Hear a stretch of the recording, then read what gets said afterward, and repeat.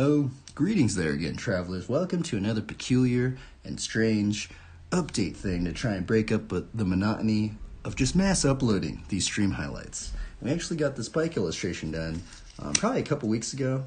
I never inked this one out, nor did I try and paint this one out. I've been trying to learn how to do different character scenes, and this is kind of where my comfort zone is just doing single characters on these cards. But lately I've been trying to figure out how to do multi-figural stuff at the moment. But that's kind of gnarly because I have to learn how to draw the figures even smaller on these cards. But yeah, we got this bike chick up in here. I'd like to think that this kind of is like a Holy Spirit dev or something like this. She's got some shoes apiece. And this is kind of more of a race style bike up in here with a giant sprocket, pegless, straight cable. Lately I've really been enjoying drawing brake levers, and then just drawing brakes is fun. Just drawing the brake levers is just super fun up in here. But yeah, also this one does show a bit more of how we construct these under drawings of these, and I guess I could show you guys. And we use this colored pencil as the first layer, so we can kind of go in here and just draw a little book up in here, you know. I can show you guys how we do this. So this is the first layer that we generally do up in here. We'll put a little cross up in there. But this is the first layer that we do, and I generally take a good amount of time to get the under construction layer down. And then on top of this layer, we go in with another layer up in here, and we can continue to refine it.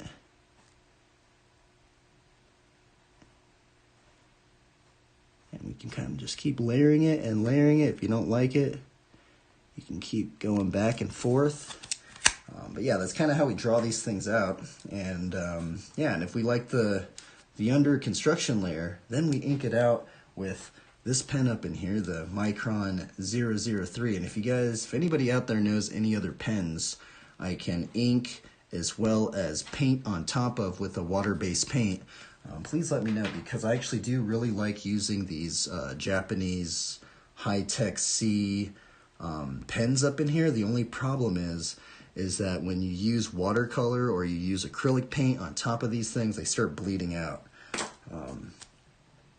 Yeah, but anyway, what's cool about these update things is we can talk about some tricks, show some inspirations of some of the moves that we do. And we actually did do a cheesy Miami hopper, which if you guys rewind it and see how that Miami hopper that's in this little edit thing is done, it's actually the easiest way to get into a Miami hopper. And shout outs to Chris Bohm. He's actually the one that showed me how to do that one. And you basically just can go up and you can kind of just go into a track stand, lay your bike down, and then get into the Miami hopper from there. But also, we're going to show just one clip this time of the gnarliest Miami hopper I've ever seen. All right, let's check out this gnarly Miami hopper. Which, honestly, this is the gnarliest Miami hopper I've ever seen, honestly. And if any of you guys know any other clips of this trick, I tried to find more clips of this particular Miami hopper trick, but for some reason, this is the only edit I've found it in. I know it's probably been done a lot, maybe in like old 80s competitions run or something, but this is from the legend himself, Martin Aparicio interview, the chairman from 1988. Let's watch this ridiculous Miami hopper up in here. I want you to take a look at the monitor and look at some of the stuff we caught you doing in Huntington Beach. What's this trick, Martin? This right here is the Miami hopper hops, no-handed. At this point, you have to do a bar endo and lock the locking number with your right hand. And as you lock it, take both hands off, put both legs behind the seat. What in the... And start hopping. But you have to have gentle hops. You can't have major hops or the bars will straighten out and you'll obviously fall. Yeah, well, this is the next... Dude, that thing is freaking crazy. Have any of you guys ever seen anybody do this trick? Like, the thing is, there are some, no-handed Miami hoppers, but I've noticed is they'll have the bar, go all the way to the ground. You know, it's, all the way down. It's more like a stall. But this, and the thing is, normally I actually don't really like hopping tricks. But, dude, this trick is freaking gnarly, bro. He's just straight... I wonder, how much PSI he's running on his front tire. The other weird thing is I think he was talking about he, locks his lever or something in the beginning of that trick, right? Let's watch this up in here. You have to do. So it's also weird about this is he like goes in and grabs his grip. A lot of people grab the seat. So I guess he's like locking the lever right there, and then he locks his lever. Right hand.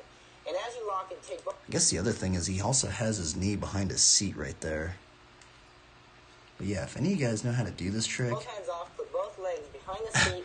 this trick looks freaking crazy, man. You have to have gentle hops. You can't have major hops, or the bars will straighten out and you'll obviously fall. So shout out to Martin Aparicio. Super rare trick. Maybe it's not a rare trick. It's just this is the only clip I've ever seen of anybody doing it. And if any of you guys know how to do that trick, maybe make a how-to or something. I'm kind of just wondering how much PSI you need for that front wheel or something like that. But anyway, everybody, hope you guys have a good one. Keep trying your best. Keep having fun on the bike, everybody.